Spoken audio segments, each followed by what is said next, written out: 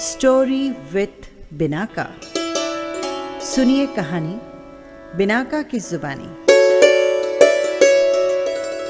तो लीजिए हाजिर है सती सुभद्रा की कहानी।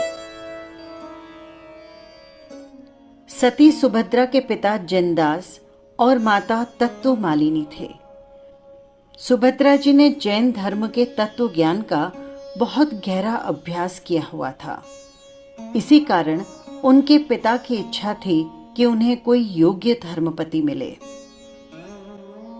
एक बार सुभद्रा के रूप से मोहित हुए बुद्धदास सुभद्रा से मिलने के लिए उन्होंने जैन धर्म के प्रति अपनी अगाध आस्था का स्वांग रचा और कर्म की विचित्रता के कारण सुभद्रा जी के पिता को बुद्धदास का ये स्वांग सत्य लगा और उन्होंने सुभद्रा का विवाह बुद्धदास के साथ करवा दिया।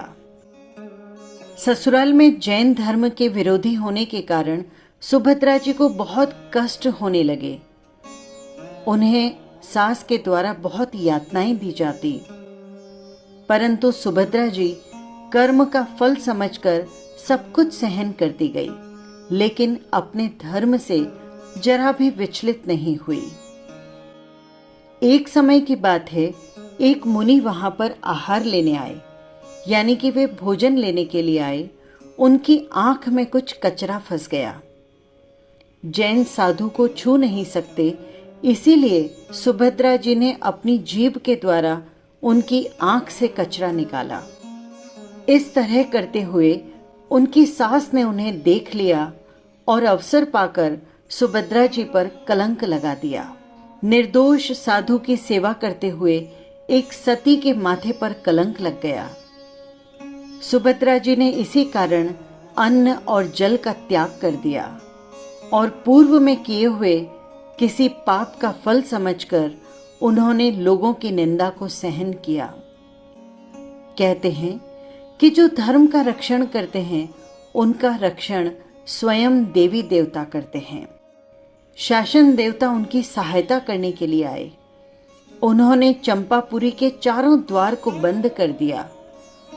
लोगों ने द्वार तोड़ने का प्रयास किया, लेकिन सभी निष्फल रहे। नगर में हाहाकार मच गया और तभी वहां हुई एक आकाशवाणी कि जो कोई स्त्री जो सती होगी, कच्चे धागे से चलनी को बांधकर कुएं से पानी निकालेगी और इन दरवाजों पर छिड़काव करेगी, तभी ये द्वार खुलेंगे।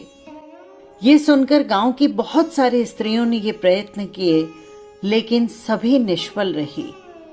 सुभद्रा ने अपनी सास के पास जाकर जब द्वार खोलने की आज्ञा मांगी तो उन्होंने कलंकिनी कहकर उनका मजाक उड़ाया, लेकिन नगर जनों के निवेदन करने पर सुभद्रा को ये इजाजत भी मिल गई।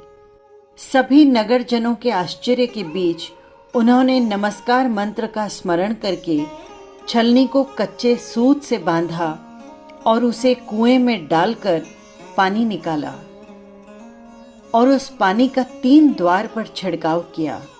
जैसे जैसे वो पानी द्वार पर छिड़कती, वैसे वैसे द्वार खुलते जाते। जैसे ही तीनों द्वार खुले, सभी सुभद्रा जी की जय जयकार करने लगे।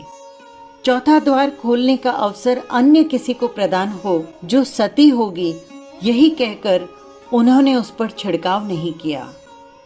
इसी प्रणाली से देश के हर एक शहर का एक दरवाजा हमेशा बंद रहता है और ये रिवाज आज भी प्रचलित है। इस घटना के बाद सास ने अपनी बहू से करबद्ध क्षमा मांगी और लोग सती सुभद्रा की जय जयकार करने लगे। लेकिन सुभद्रा जी उसके बाद अपने घर नहीं लौटी। उन्होंने दीक्षा ले ली और अपना आयुष्य पूर्ण कर वे मोक्ष में चली गईं। ये थी कहानी सती सुभद्रा की। फिर मिलेंगे किसी नई कहानी के साथ। जय जिनेंद्र।